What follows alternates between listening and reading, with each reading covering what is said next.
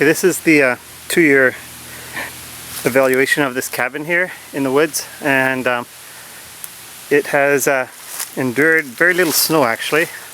There wasn't a lot of snow in the area, but this particular cabin was made out of cedar, 14-inch logs at the largest, and it's an odd shape. It's maybe 11 feet by 12 with an extra foot difference in between. You can see the roof line somehow doesn't line up, but that's because the size of the structure had to do some fancy roofing. But the cedar roof as well, from an old blowdown from years past. You can see obviously where it was nibbled on by bugs in some of the spots, but the way it works out, it didn't cause problems with the roof structure. Just leaks right through onto the next shingle all the way down. And this particular cabin, I used a steel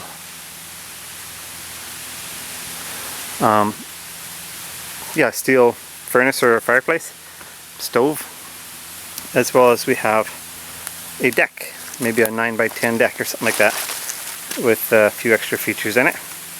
The whole thing's built way up off the ground. It was really hard to get into this location, but there's a big drop off, and I used this location because it had access to a water source that was up a ways. But let's have a look at this cabin. The roof did well. I don't see any problems with it. It's been 2 years only. No moss. I'm in a fairly densely crowded canopy, so I'm going to get a lot of shade, very little sunlight. You can see by the high noon sunlight content is very low. Again, let's see here. Put a little wood shed on the back. I'm using thick poly for the windows, front and back. You can see right through the cabin on the top part. If you look through, well, there's a light in there. Run on hydroelectric. But yeah, same old notching style that I use all the time. I use where you just separate between the logs, just cut a piece off each, so it looks like a Lego set or something. This side is also doing good. What I've noticed, okay, oh by the way, this is actually on a rock foundation here, rock foundation there, right down there. Oops.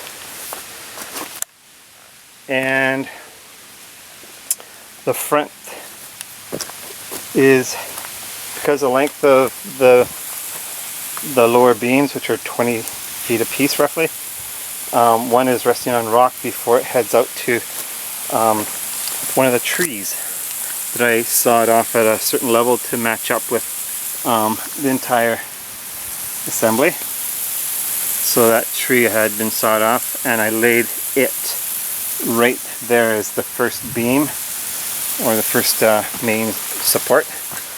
And let me just jump this chasm here. Same with that tree there.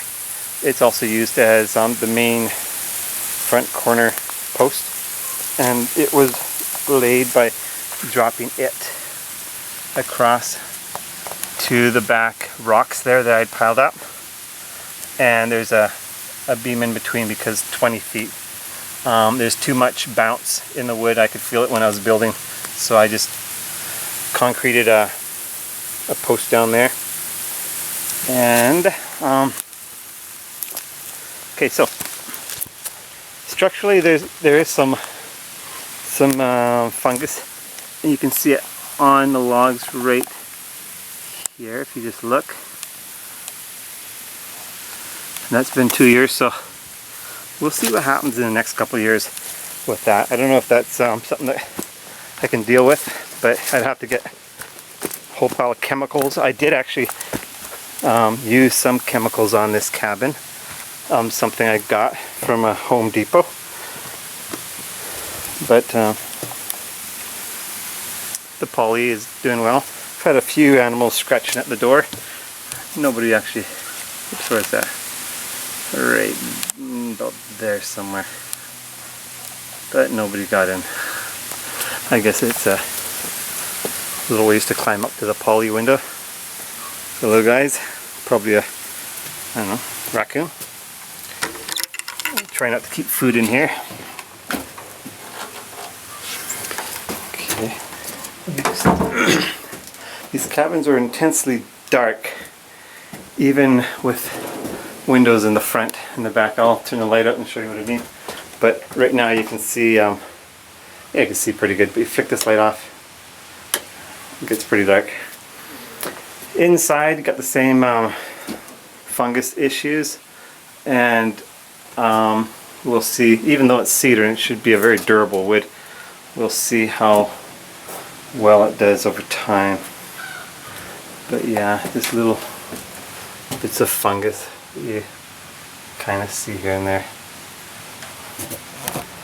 And this stove, actually, I got this stove brand new 2 years ago, and I guess there was probably water running down the pipe. I'm not even sure, because it's always been dry in here. But it's got a really rusty look.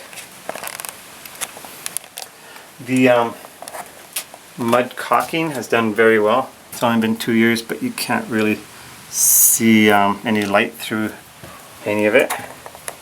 It's fairly tight. Nice thing about doing mud caulking, where you just mix a little bit of mud from the neighborhood with a little bit of organic material, maybe a 10% organic and 90% clay content, well, clay and dirt and sand and everything, is you can always scrape back off and relay it with a little bit of water. But yeah, the idea is to mix it like bricklayers mud, and it has done quite well. 2 years. We'll see if anything happens. I think maybe the shrinkage of the logs would account for perhaps if there started to be cracks in between the mud joints. But so far there's no shrinkage on any of the points here. And let's see what we got here. Yeah, it's all nice and tight. The floor I built out of just a bunch of saplings. What kind were they? Yellow cedar. And I put little kindling pieces in there, split into triangles to fill in the spaces, and it has done well. There's a few spots where I had to re-nail it, like you can see right here. It cracked open a 1/4 inch, but just walking on it so much, I guess. What else?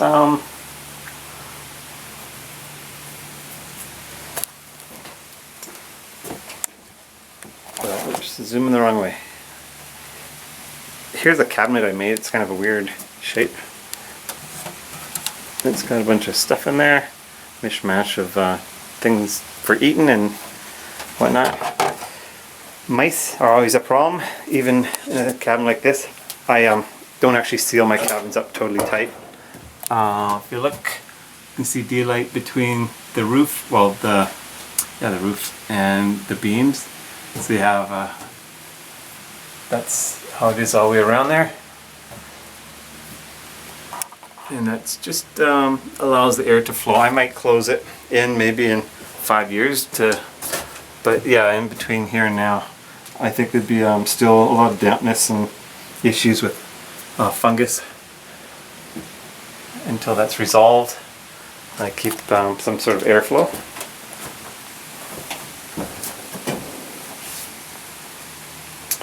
And that's it.